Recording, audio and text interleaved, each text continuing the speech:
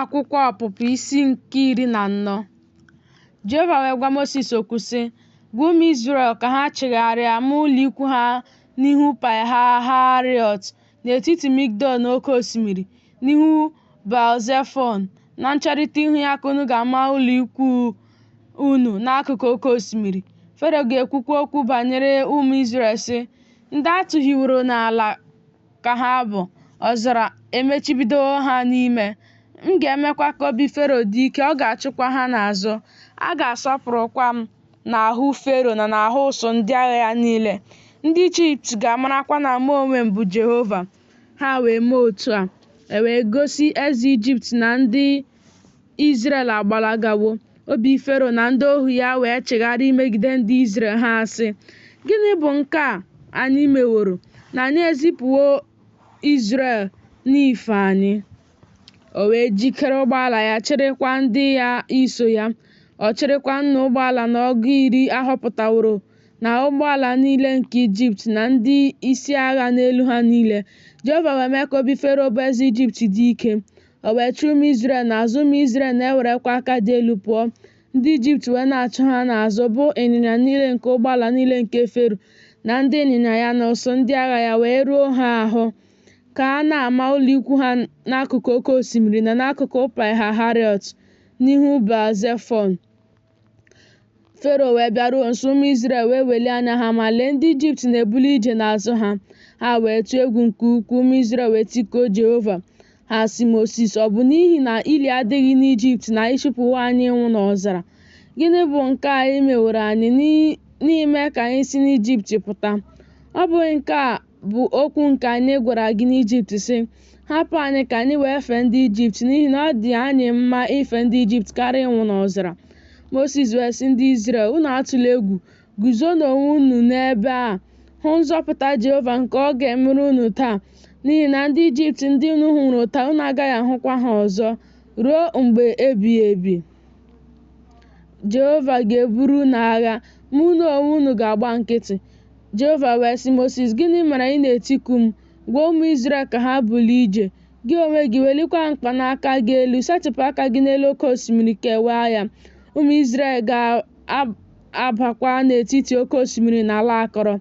Ma mụ onwe m, lee, m na-eme ka obi ndị Ijipt dị ike. Ha ga-esokwa ha n'azụ baa. A ga-asọpụrụkwa m n'ahụ Fero, na n'ahụ ụsụ ndị agha ya niile, na n'ahụ ụgbọala ya niile, na n'ahụ ndị ịnyịnya ya.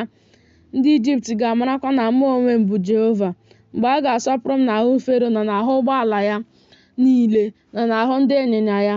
Mmụọ ozi nke Chineke nke na-eje n'ihu ọmụma ụlọ ikwu nke Izrel wee bulie ije, jee n'azụ ha. Ogidi igwe ojii ahụ wee si n'ihu ha bulie ije, guzo n'azụ ha. O wee bata n'etiti ọmụma ụlọ ikwu Ijipt na n'ọmụma ụlọ ikwu Izrel. Igwe ojii ahụ na ọchịchịrị ahụ wee dị, ma ọ na-enye ìhè n'abalị. Otu abịarughịkwa nso ibe ya n'abalị ahụ niile. Mosis wee setịpụ aka ya n'elu oke osimiri.